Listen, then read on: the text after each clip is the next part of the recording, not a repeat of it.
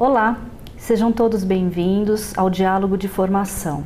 Eu sou a Ana Lúcia Ramos Auríquio e o nosso encontro de hoje vai ser para discutir avaliação no Ensino Fundamental 1. A gente vai começar o nosso bate-papo fazendo uma retrospectiva sobre a avaliação.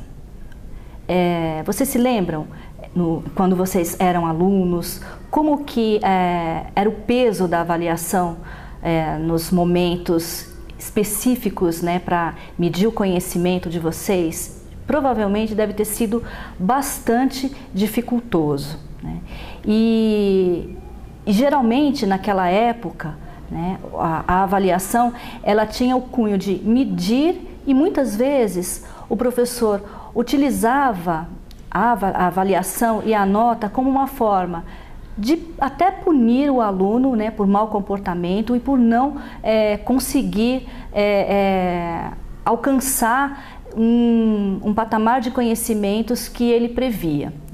Então, era assim, os alunos que tiravam notas boas em detrimento aos alunos que tiravam notas baixas.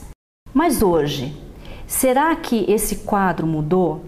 Será que os professores compreendem o real valor da avaliação? Será que os alunos ainda compreendem a avaliação como um ato punitivo? Será que ambos, professores e alunos, percebem que a avaliação é um momento especial para mudanças de rumos, tanto do professor, enquanto profissional docente, e o aluno, para redirecionar as suas ações em sala de aula? Será que isso realmente tem acontecido? Percebam na charge da Mafalda, que eu apresento para vocês, que existe uma crítica com relação à avaliação. O aluno que se coloca diante de uma nota baixa, mas que não faz uma reflexão sobre a sua atuação e muito menos sobre a atuação do professor em sala de aula. É simplesmente uma crítica em cima do resultado, da nota em si. Nos dias de hoje, a avaliação ela continua sendo o centro das atenções nas escolas. No entanto, como que essa avaliação ela é concebida? Ela é concebida para testar, medir ou para ampliar uma discussão sobre o modo de agir do professor, a forma como ele ensina e a forma como os alunos apreendem o conteúdo e desenvolvem suas habilidades? Será? Será que é feita dessa forma? Então agora a gente vai discutir um pouco o que é testar, o que é medir e o que é avaliar. Só para relembrar, testar tem o objetivo de verificar o que cada aluno aprendeu. Testar significa sujeitar um indivíduo a um teste ou a uma experiência. Consiste em verificar o desempenho de alguém através de situações previamente organizadas, chamadas testes. Medir consiste em determinar o quanto o aluno aprendeu em um período pré-estabelecido pelo professor, que geralmente é um bimestre, onde cada aluno deve acumular conceitos de determinado conteúdo. Então, terminado este período, esquece o que se aprendeu e se concentra em novos conhecimentos que poderiam ser trabalhados de forma conjunta, mas são fragmentados para facilitar a compreensão do aluno. E avaliar é uma ação mais ampla que testar ou medir. A avaliação tem como função verificar mudanças qualitativas na aprendizagem do aluno. Então, vocês percebam que entre testar e medir existe um salto qualitativo. E entre medir e avaliar existe também um outro salto qualitativo. Então, como os professores atualmente vêm encarando a avaliação?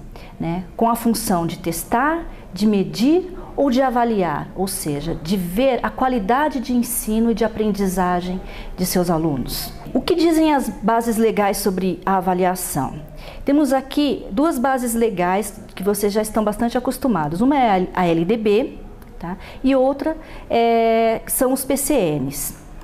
A LDB, ela diz o seguinte, que a verificação do rendimento escolar observará os seguintes critérios: a avaliação contínua e cumulativa do desempenho do aluno, com a prevalência dos aspectos qualitativos sobre os quantitativos e dos resultados ao longo do período sobre o de eventuais provas finais. Enquanto que os PCNs dizem o seguinte, que a avaliação vai além da visão tradicional, que focaliza o controle externo do aluno através de notas e conceitos para ser compreendida como parte integrante e intrínseca ao processo educacional. A avaliação, ao não se restringir ao julgamento sobre sucessos ou fracassos do aluno, é compreendida como um conjunto de ações que tem função de alimentar, sustentar e orientar a orientação pedagógica. Percebam que dessa forma, né, a avaliação ela sofre uma grande modificação, uma grande revolução, onde medir e testar não são suficientes mais. A avaliação, como vocês puderam muito bem perceber, ela permite avaliar a qualidade, né, e não quantidade, não o quanto o aluno aprendeu, mas a qualidade desse aprendizado. Muito bem, por que houve essa revolução? A gente passa por um momento especialmente histórico, onde existe a internacionalização do capital, nós temos contatos com novas tecnologias a cada dia, né? Existem mudanças de valores e uma globalização muito grande da cultura.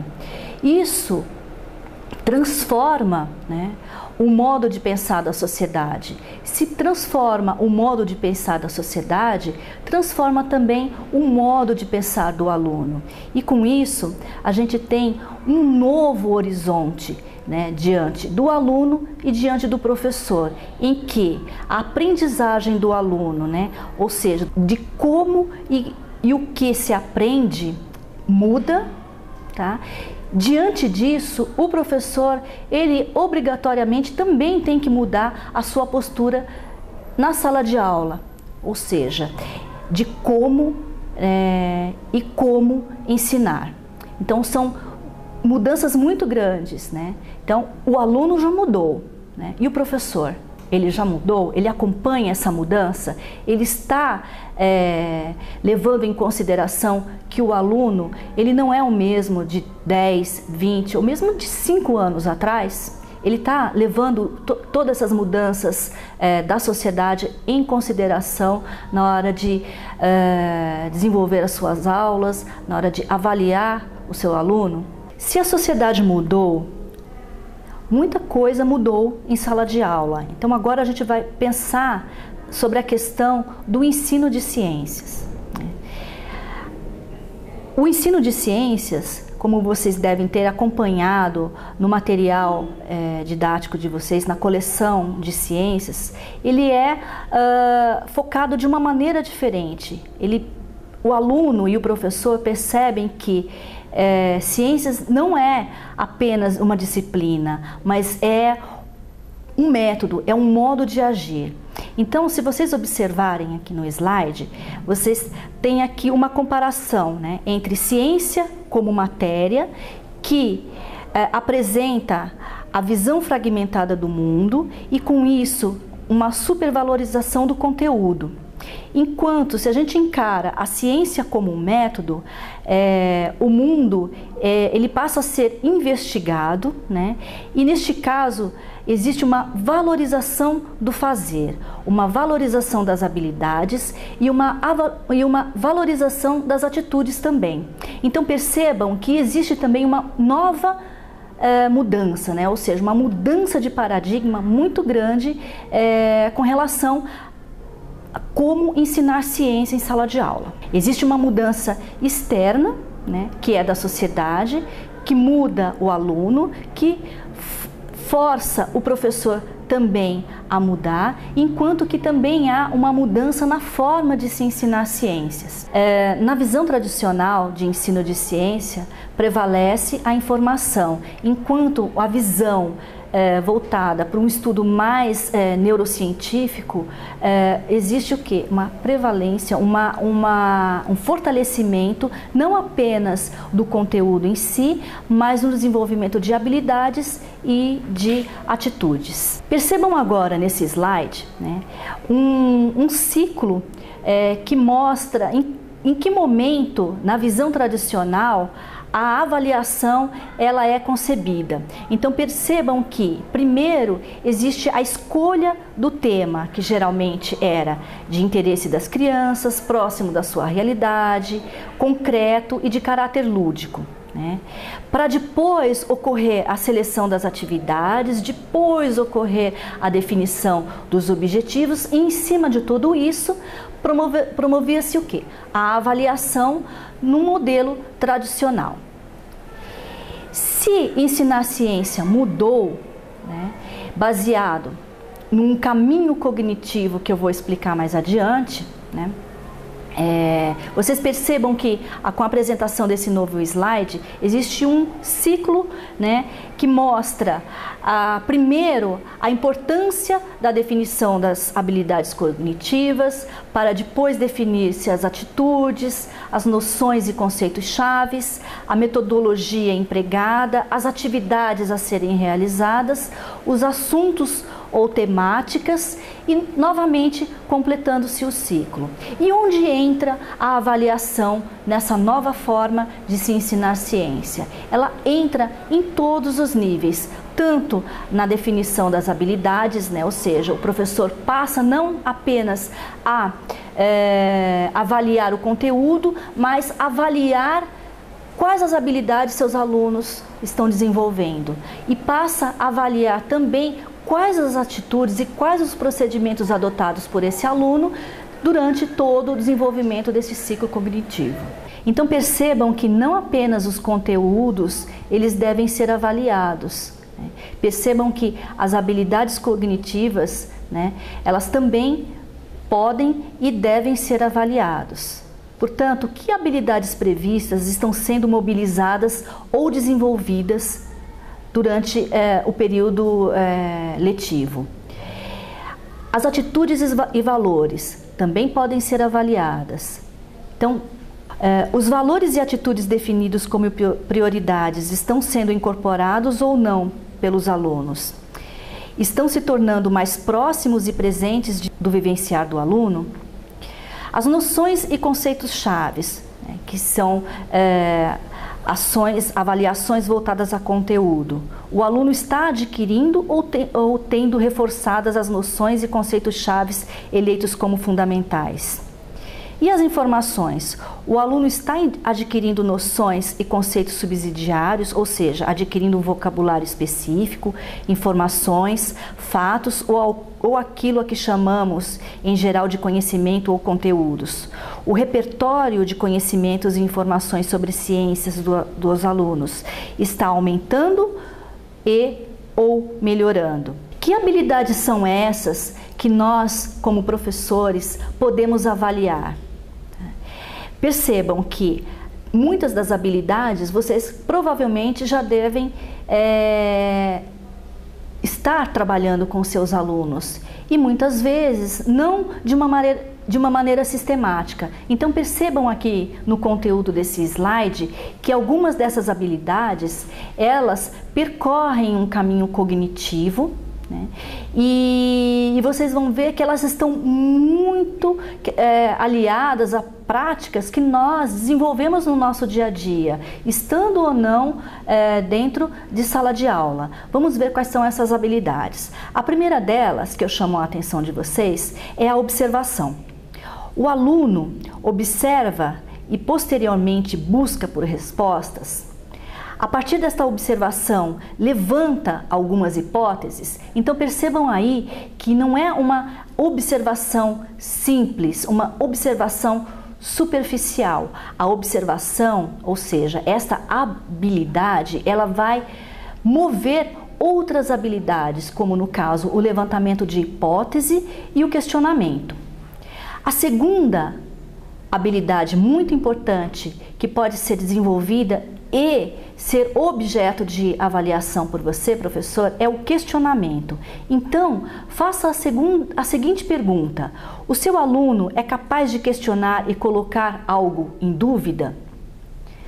Outra habilidade importante, a proposição de hipóteses. O aluno supõe possíveis cenários? Ele arrisca respostas? Outra habilidade importante, planejamento de estratégias investigativas. O aluno propõe a construção de modelos, testes e investigações? Outra habilidade, busca de informação. O aluno é capaz de ir atrás de respostas? Ou seja, ele vai à busca do conhecimento, ele tem a capacidade de procurar respostas com um indivíduo mais velho, mais experiente, ele tem a autonomia de buscar essas respostas no livro, em outros livros, em outras fontes, como por exemplo a internet. Uma outra habilidade que pode ser mobilizada é a seleção e a sistematização da informação. O aluno sabe utilizar diferentes recursos de sistematização da informação, né? Ou seja, ele consegue ler um texto, transformar esse texto num simples gráfico, por exemplo, né? Ou ao contrário, né? Outra habilidade mobilizada, a revisão, comparação e análise da informação. Ou seja, o seu aluno é capaz de formular novas hipóteses e planejar novas estratégias? E por último, a comunicação. Ou seja, o seu aluno é capaz de fazer relatos orais, fazer registros escritos e representações gráficas? Bom, esse é um resumo das principais habilidades que podem ser mobilizadas diante de uma nova forma de se ensinar ciências. Tá? Veja que cabe ao professor, né, diante do seu senso crítico, né, estabelecer quais dessas habilidades elas estão mais adequadas ao perfil do seu aluno, ao perfil da faixa etária do seu aluno, né? Percebam que essas habilidades elas podem ser simplesmente apresentadas individualmente, né? Uma habilidade de cada vez, e a profundidade, né? A exigência que você vai dar, né, na hora de avaliar essas habilidades vai depender, como eu falei anteriormente, do perfil e da faixa etária em que seus alunos se encontram. Vocês vão perceber que essas habilidades que eu acabei de comunicar a vocês, elas são habilidades natas, né? Então percebam no slide, né, uma figura em que eu mostro, né, uma criança fazendo uma observação, né, formulando uma hipótese, experimentando, fazendo a análise de dados, fazendo a divulgação de sua descoberta e reproduzindo os seus resultados. Percebam que essas habilidades natas, elas são muito semelhantes às habilidades que são propostas e previstas na metodologia científica. Percebam, por exemplo, que existe o momento da observação, existe o momento da descoberta, do levantamento de hipóteses, da formulação de um questionamento, da experimentação, ou seja, o que difere essas habilidades natas que nós fazemos no dia a dia, a todo momento, né, da metodologia científica, é que na metodologia científica existe um rigor muito grande, né, em que a experimentação ela é submetida muitas vezes, né, ela é incansavelmente testada até que o conhecimento ele seja verificado e os pares concordem, né, que aquelas informações, que aquele experimento, sim, de fato, pode ser divulgado. Então, percebam que até aqui não existe muita diferença, né, entre o que a gente faz no dia a dia e o que um cientista faz. Se existe essa comparação, né, se isso ocorre de uma maneira tão próxima, por que não fazer isso em sala de aula, né? No momento o momento em que nós podemos ensinar ciências, seja num conteúdo mais voltado para a natureza ou mais voltado para exatas, como por exemplo conteúdos de química e física, por exemplo, né? Então percebam que essas habilidades, elas podem ser trabalhadas, né, com os seus alunos e você, professor, eu volto e reforço, né, é que vai, né, com o seu senso crítico, né, com o seu bom senso, definir quais delas podem ser trabalhadas mais superficialmente ou mais profundamente com os alunos, levando-se em consideração, obviamente, que temos essas habilidades, um conjunto dessas habilidades de uma forma nata, ou seja, todos nós, independentemente da nossa faixa etária, temos capacidade de desenvolver. Bom, agora vocês devem estar perguntando, né, como diante de todas essas informações, né, como que eu, professor, vou avaliar essas habilidades? Quais são as dicas, né? Em que momento eu vou avaliar se o meu aluno ele está sendo capaz de observar, capaz de desenvolver uma experimentação e chegar a algumas conclusões? Quando que eu percebo que o meu aluno ele está sendo capaz de questionar?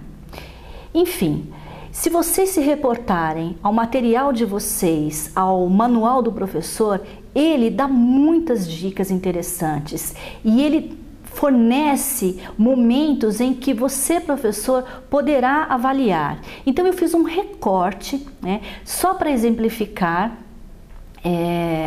essas ações, né, que vão facilitar bastante a vida de vocês, né? Então eu fiz um recorte que se vocês observarem no slide, tem aqui um quadro curricular, né, do ensino fundamental da primeira série. E esse recorte, ele de um capítulo da unidade 1. Percebam que existem neste quadro 3 colunas, uma que vai tratar sobre o tema e o conteúdo, a outra que vai definir as noções e os conceitos, e a terceira coluna que indica as habilidades e competências. Bom, este quadro ele é bastante interessante porque ele vai mostrar para vocês quais são os conceitos mais importantes que devem ser trabalhados. Então, em nenhum momento eu estou dizendo para vocês que a gente tem que só desenvolver habilidades e as competências, né? Muito pelo contrário, o conceito e o conteúdo ele é importante. Então, neste caso aqui, do primeiro capítulo desta primeira unidade, o conceito mais norteador que se está trabalhando neste momento é o conceito de transformação, né? E diante deste conceito, quais as habilidades e competências que você pode observar?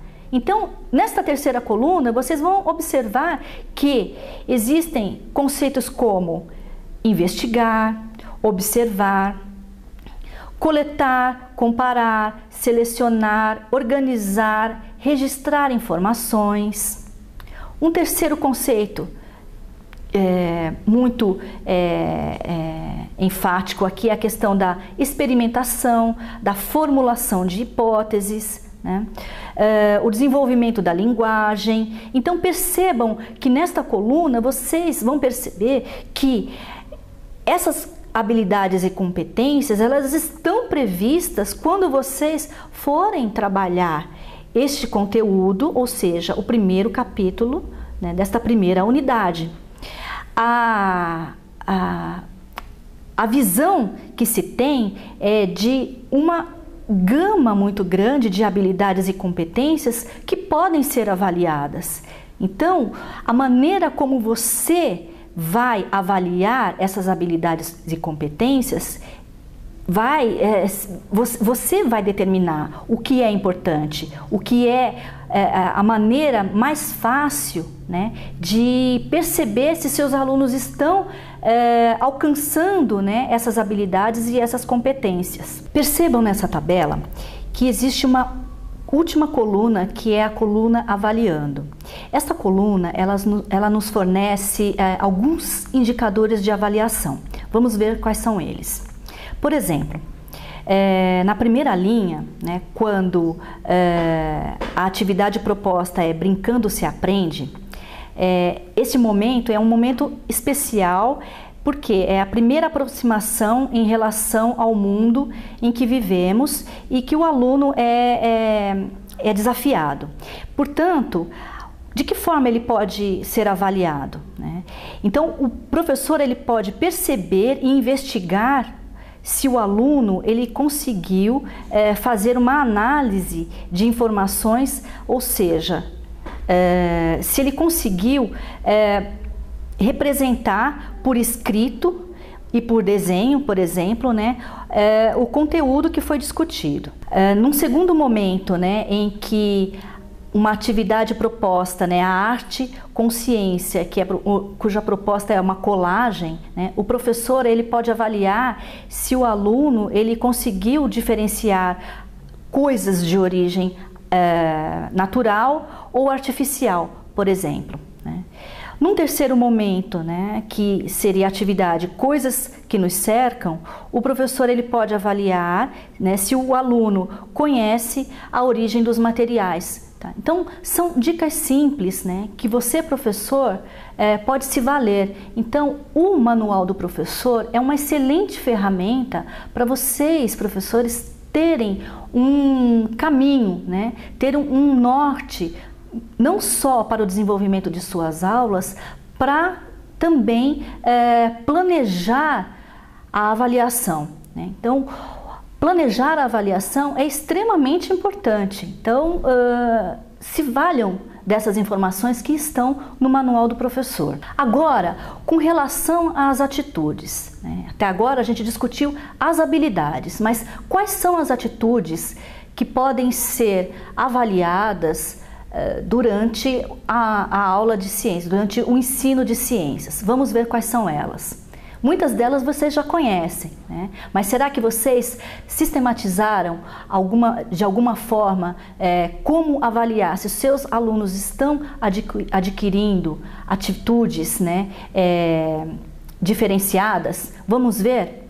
Então, por exemplo, com relação à atitude proativa, o aluno ele tem curiosidade e motivação para fazer? Com relação a uma outra atitude, persistência e empenho, o aluno tem esse comportamento principalmente durante a testagem de hipóteses, na pesquisa e na coleta de informações? Ele é persistente? Uma outra atitude que pode ser avaliada também, com relação à organização e à sistematização. O aluno ele é organizado? Tanto com relação ao material, ao seu ambiente de trabalho e na própria sistematização dos dados? O aluno tem rigor e precisão, ou seja, ele é sistemático e rigoroso na realização dos seus trabalhos? Ele consegue ser crítico e reflexivo?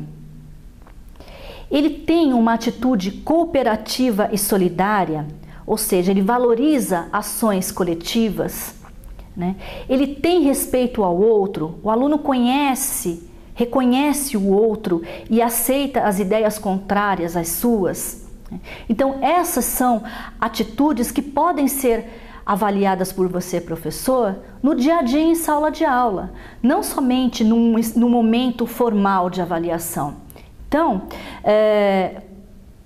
devemos levar em consideração que a realidade em sala de aula ela é bem desafiadora, que há muitas mudanças no que se refere às estratégias pedagógicas, mas no que se refere à avaliação ainda temos muito o que caminhar, né? Mas, no entanto, a gente tem que levar em consideração o que a gente já faz em termos de avaliação e o que pode ser melhorado. A gente não vai reinventar a roda. A avaliação, ela existe, né? Mas a gente pode melhorar, né? E a gente pode utilizar objetos, né? Instrumentos que muitas vezes passam despercebidos e que são ótimos indicadores do desempenho e da mudança de comportamento dos nossos alunos. Então, a avaliação ela pode ser um instrumento de dupla função, tanto para o professor quanto para o aluno. Ou seja, para o professor, ela pode atuar como um elemento de reflexão, né, sobre os conhecimentos expressos pelos alunos, que possibilita a reflexão sobre o sentido da sua ação pedagógica, né? Ou seja, o professor ele consegue observar, né, diante do resultado de uma avaliação, se o seu desempenho está sendo qualitativo, se ele está sendo direcionado para o sucesso ao qual ele pretende almejar. E para o aluno, para que serve a avaliação? É uma excelente oportunidade de reorganizar e de se expressar, né? Ou seja, de expressar aquilo que ele aprendeu. Bom, algumas considerações a gente tem que levar em conta, né? Que no ensino fundamental 1, né, a avaliação, principalmente nas séries iniciais, merece uma atenção especial. Por quê? Porque os alunos eles estão num período intenso de mudança, né? Ou seja, eles acabaram de sair da educação infantil, né? E merecem um cuidado especial no momento da avaliação. Então, novamente, professor, você tem que usar o seu senso crítico e adotar critérios e formas de avaliação considerando esse período de transição do seu aluno. E, se a intenção é a aprendizagem do aluno, o processo avaliativo deve considerar a turma de alunos, a especificidade de cada um, deve ser contínua e formativa, ou seja, um ato de amor, como afirma Lucchesi. Um ato amoroso é um ato que acolhe atos, ações, dores e alegrias como elas são. Acolhe para permitir que cada coisa seja o que é neste momento, tá? Então, levem essas duas questões em consideração na hora de avaliar o seu grupo de alunos. Diante disso, como avaliar? Então aqui eu proponho uma reflexão sobre os tipos de avaliações que estão disponíveis para vocês professores e que no conjunto elas vão tornar uma avaliação qualitativa e não apenas quantitativa. Então percebam aqui no primeiro quadro, né, uma avaliação voltada para a ação do professor. Quais são elas? Eu elenquei algumas, né, mas existem outras, né? Eu elenquei as principais. Primeiro, a observação e registro pelo professor, né? Então o professor neste momento, ele tem que levar em consideração o que registrar, como registrar e quando registrar. Análise de produção dos alunos, né? Levar em consideração que o professor tem material que ele pode avaliar, né? É um registro no caderno, é a prova em si, é a avaliação de um portfólio, ou seja, é um momento em que o professor vai se debruçar sobre todas as produções dos seus alunos naquele período, né? Uma outra atividade avaliativa importante é a análise de erros, que muitas vezes é negligenciada. Por quê? O erro, ele simplesmente é descartado porque ele é um erro, né? Mas na verdade a gente tem que bater em cima do erro, porque muitas vezes em cima do erro, né, pode se perpetuar conceitos equivocados. Então o erro é um instrumento de avaliação extremamente importante que vai nortear, né, as ações docentes que vão provavelmente retroceder em alguns momentos o conteúdo e que vão dar suporte para que novos conteúdos sejam discutidos. E as provas, né, formais, que também são instrumentos avaliativos do professor em si. Mas a avaliação, ela não é um momento apenas do professor. A avaliação, ela também pode ser desempenhada pelo próprio aluno. E aí, selecionei algumas formas, né, diretas em que o aluno pode ser esse protagonista. Ele mesmo pode avaliar. Em que momento pode acontecer isso?